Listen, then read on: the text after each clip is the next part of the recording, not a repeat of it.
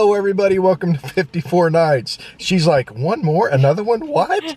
Yes, we're recording multiple videos. You're going to see this scene in like 3 videos. Lucky you. If this one actually gets published, because we tried to record it last weekend while we were down at Mount Scott, and no, we didn't get enough footage, and because it was crowded, people. Mount Scott last week, the middle of this coronavirus pandemic, COVID-19, shelter in place, social distancing. Mount Scott, the Wichita Wildlife Refuge, was crowded. So crowded at the refuge, we didn't even get out of the car. No, we got out of the car when we got up to Mount Scott, got to the top, or no, we were on the motorcycle. Of course, we didn't get out of the car. We were on the motorcycle. Oh, okay, we got out of the We got up to the top of Mount Scott. Off the motorcycle. And immediately, when I come to a stop, these 2 guys want to talk to us. Now, respectfully, they were keeping their distance, but it was just so crowded there. So what we wanted to talk about was summer vacations. And for you full-timers, what kind of impact is it going to have this year? Xanterra, one of the leading concessioners for the national parks, the people that run the restaurants, the lodges, and there's like 3 big ones that do it, but Xanterra is one of the leading ones in the western national parks. They announced the other day that they're opening in a limited manner on May 22nd, meaning there's going to be a lot of curbside service and just over-the-top sterilization of people that walk within 4 foot of them. Okay. Maybe a little exaggeration there. We already do that. So don't get close to us. I'm kidding. So, national parks are going to be opening, and a lot of full-timers, a lot of people really will tell you that national parks are like theme parks as far as crowds. And I don't always get that. Of course, we typically go in the shoulder season. Mm-hmm. But we can't this year because of everything that's going on. I can imagine Zion will be insane, especially because everybody has to take shuttles and everything. Yeah, so, what does this whole pandemic mean for the summer vacation season? Okay, so, what is summer travel going to be like this year? And some of the experts are like, it's going to be, the early part of the summer is not going to be well traveled. Talking about experts like Facebook experts, or what kind of experts are we talking about here? No, these are from actual travel people, okay. not the Facebook PhDs.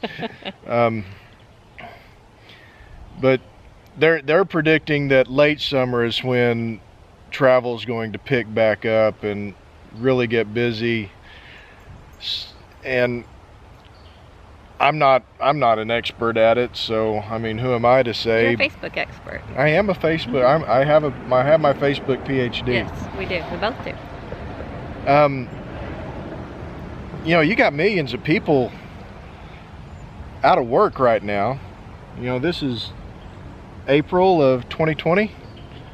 So you got millions of people that unemployment, and now there's people staring at us on the road wondering what the hell are they doing over there holding a camera up. They're pulling in. But, yeah, we'll catch up later. Yeah, so with millions of people unemployed, you have to wonder who's going to have the money to take a road trip this summer. Gas prices are low. Yeah. So, national parks and, other areas, of course, but specifically national parks is what I'm thinking of. You get a different national park with every season. You really do. So if you're full-timing and you're usually going in the off season, the spring or the fall or even the winter in some locations, this may be, 2020 may be the opportunity for you to experience a national park in the summertime with less crowds. I don't know. I mean, like I said, I'm not one of those experts, but just interesting thinking about it. And it is a different atmosphere in the summer. I mean, is it going to be the normal summer atmosphere this year? I doubt it. Not just crowds, but I mean, as far as peripheral locations, you know, the tourist trap towns, the activities that go on at the visitor center in the national parks, you know, things like that may be cut back because of the possibility of low travel, or even just all of the social distancing and all that stuff that is still going to be in place this summer. So the prices might get cut for that reason too. I don't know if national parks will. Really? Yeah. They're kind of like insurance companies. The price never goes down. They do. They have their specials. I think they had like a free year or something one time. Yeah, free day here and there. Yeah. That was But yeah, I mean, it may be the summer to go visit during the summer and just see the different national parks, because they are different. I mean, we've been to Rocky Mountain National Park 3 out of the 4 seasons. Oh yeah, so different. It's a different park, you know. Fall is best, by the way. If you're curious, fall is best. Yeah, go in September. Yeah. You get the aspen leaves turn into gold coins on the tree limbs, and the elk are in rut, and it's just a completely different atmosphere than what it is in the summer or what it is in the spring. I mean, the spring up through June, you still have a lot of snow at the tops of the mountains, and you know, late summer, fall, you don't have all that snow, but you got the elk and the leaves turning. And that's the best time to hike, probably, if you're going way up high. Yeah, that is actually the best time to hike, is in the fall. But yeah, you have a different national park with the different seasons. I mean, we saw it at Black Canyon last year. You know, we went in springtime and we got buried in snow while we were there. We did. May. You know, if we were to go in July or August, it would be a completely different national park for us. Oh yeah.